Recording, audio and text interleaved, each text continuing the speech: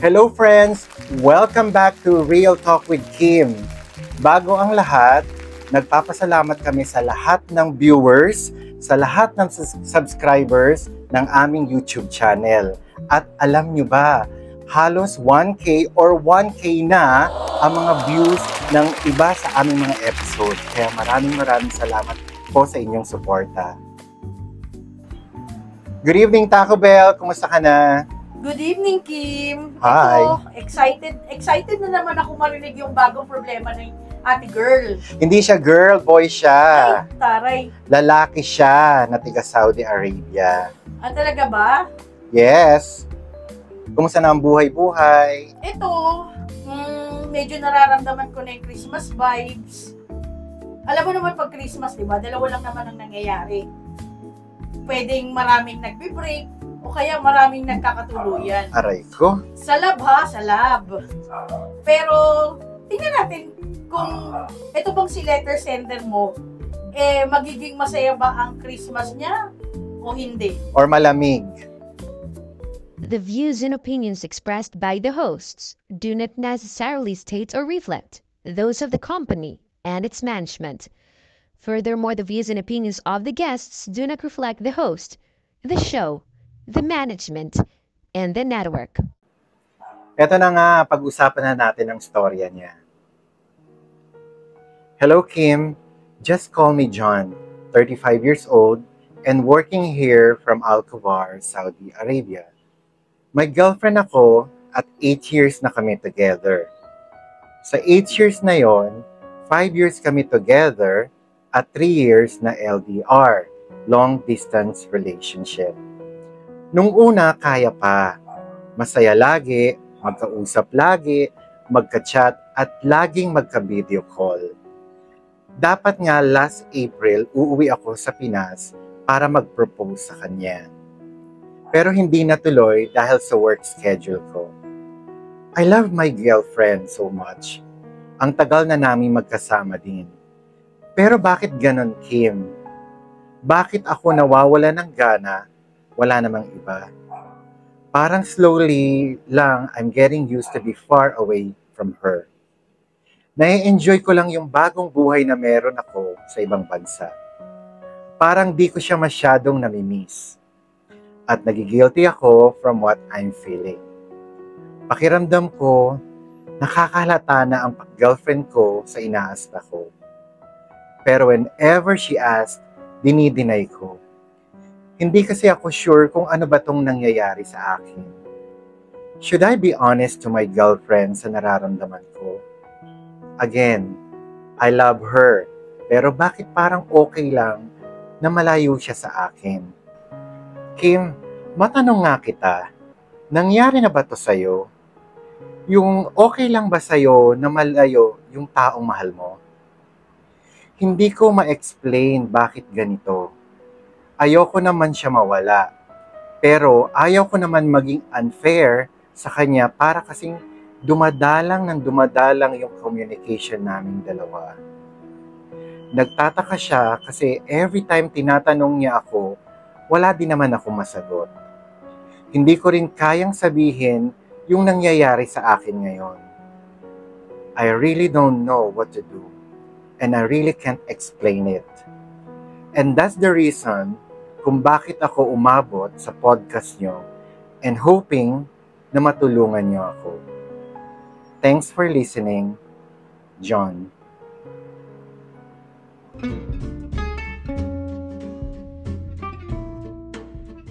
Good morning, good afternoon, good night. Hello and welcome to Real Talk with Kim. Ito ay chismisan, maritesan, batuhan ng kuro-kuro at sharing ng experiences.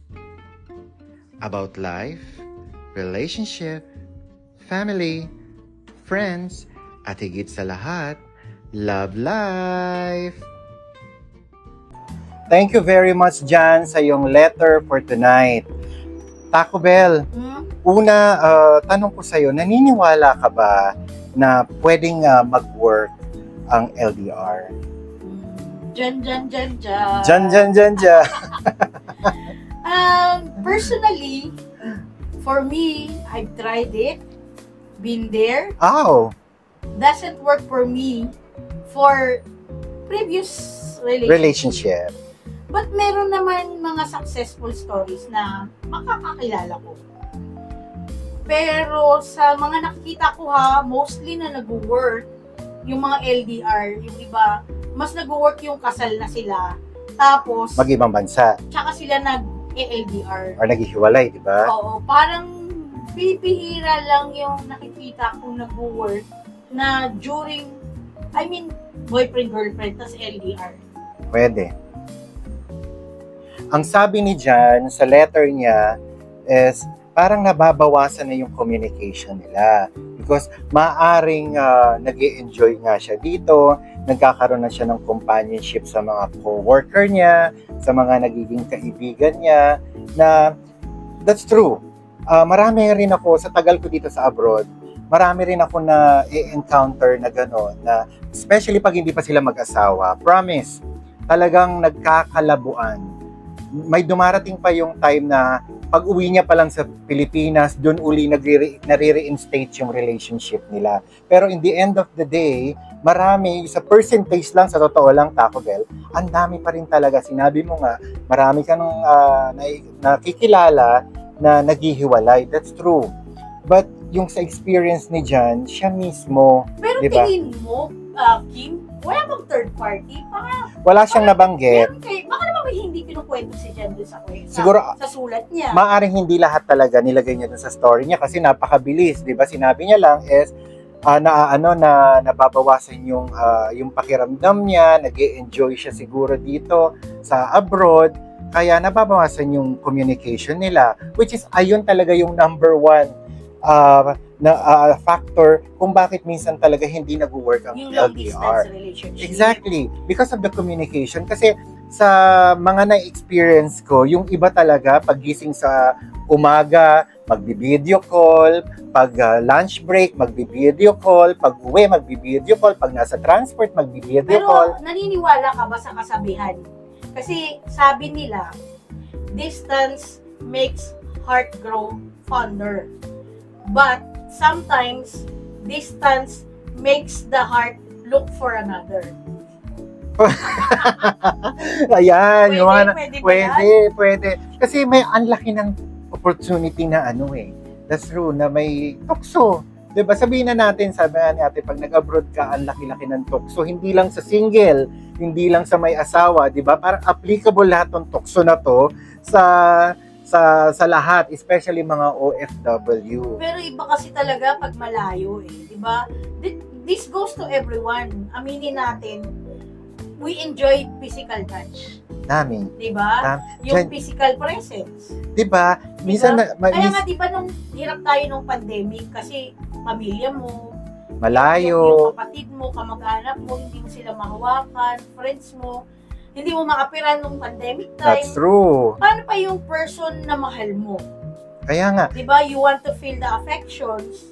Tapos gusto mo ma-feel yung love, yung kiss. Di ba? Kaya siguro tapos nakakahanap sila ng diversion. di ba? Parang Diba? parang nag-long distance call ka lang, di ba? You can say, I love you, pero iba pa rin yung dating, yung talagang personal mong sasabihin talaga yun, di ba? Sa tingin ko, Taco Bell, pag naisip mo na or nagawa mo na nawawalan ka ng oras, parang ayun na yung basihan mo din. Hindi kasi, Katulad yung sinabi ko kanina nung una. ang problema nga ni Jan, di ba? Wala naman daw siyang third party. So, di siya naglalandi sa iba kung ganon. Lalaki siya. And sabi, bakit di ba, bali mo di ba, natin-develop siya hindi niya lang sinabi sa atin.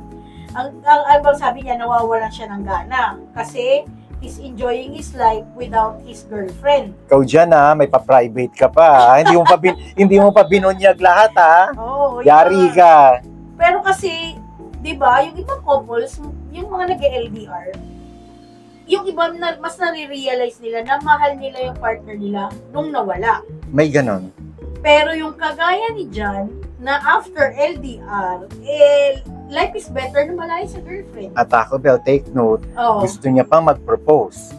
Nung una. di ba? Oo. So, but eventually, nawawala, dahan-dahan yung nararamdaman niya. No, kasi nga, yung LDR is a big test talaga Para para sa inyong mag-partner, kung mahal nyo ba talaga, Hanggang gaano ba kayo kalalim, hanggang saan, gaano kalalim or kababaw ang relasyon mo, or feeling mo pa ba, looking forward ka dun sa future nyo ng person, or nananawa ka na din na katulad nung kay John. kaya siguro, John. kaya siguro, no, pag once na binatat dalaga kayo, tapos LDR kayo, tapos siguro ang saya-saya nyo, no, yung talagang nagkita kayo after many years, tapos kayo pa din. Siguro talagang is a big achievement. Sa tingin mo, ano ba talaga problema ni John? Ang problema niya ngayon, kasi di ba hindi niya alam yung nangyayari sa kanya. Hindi niya ma-explain. Pero sinasabi niya naman sa letter, mahal niya raw yung girlfriend niya. Pero Yes. nagtatanong din siya kung dapat ba siyang maging honest sa feelings niya sa girlfriend niya kasi hindi niya na nami-miss, hindi niya naman kinakausap. Parang ang labo, di ba? Sobrang labo, di ba? Parang yes, agree. Feeling ko lang, ako lang to, sinasabi niya walang third party, pero there's a possibility na wala pa siya sa landian stage. Pero meron siyang someone there in Saudi na medyo natutuwa na siguro siyang kasama. Or magaang na yung pakiramdam niya. Kaya nga din niya accept na fully na, alam mo yun, kasi nga may girlfriend siya. So, parang sinasabi niya na nag-enjoy na talaga siya. Kasi pwede ba yung kung talagang mahal mo? Kasi nga, mag-propose na siya eh. Yes. So, dapat next Ayun stage na, naka-first stage na siya, di ba? So, may yung second stage na yun, baka ano na yun? Kasala na yun. Pwede namang third party, hindi lang siya person. Pwedeng place, pwedeng yung passion niya, pwedeng yung lugar. Kumbaga, nahati na yung attention niya. Naka-divert na rin sa yung iba. attention niya dun sa girlfriend niya. Kumbaga, hindi ko na-miss kasi may ginagawa ako. Nako. May pinupuntahan ako. Or Saudi pa. may alam ka Saudi. ba? May alam ka ba? Basta Saudi. Sweet lover, di ba? Jan, wag kami. Wag. Ang LDR, Jan, or long distance relationship ay napakahirap at napaka-challenging. Be honest to yourself. Be honest sa kanya. Kung talagang wala kang nararamdaman, kausapin mo. Kasi ayun na magsiset you free, di ba? Kasi habang pinapatagal mo yung sinasabi mong nababawas yung nararamdaman mo, pinapahirapan mo lang siya. Pinapahirapan mo rin yung sarili mo. For me, mas maganda, tawagan mo siya or magbakasyon ka, kausapin mo. Dahil mas maganda na hindi siya naghihintay para sa'yo. Dahil marami pa rin siyang plano sa buhay. Marami sa rin plano sa buhay. Kung iaasa mo yung decision mo base dun sa nararamdaman mo, I think hindi mag-work. Dahil may umaasa sa iyong tao at naghihintay sa iyong tao. Thank you very much sa lahat ng sumusubaybay sa aming episode every week at sana wag kayo magsawa. Kaya don't forget to like, subscribe, share, and put your comment. And also don't forget to hit the notification below para updated kayo sa lahat ng aming videos. Maraming salamat po uli sa inyong lahat. Magandang gabi at God bless. Bye!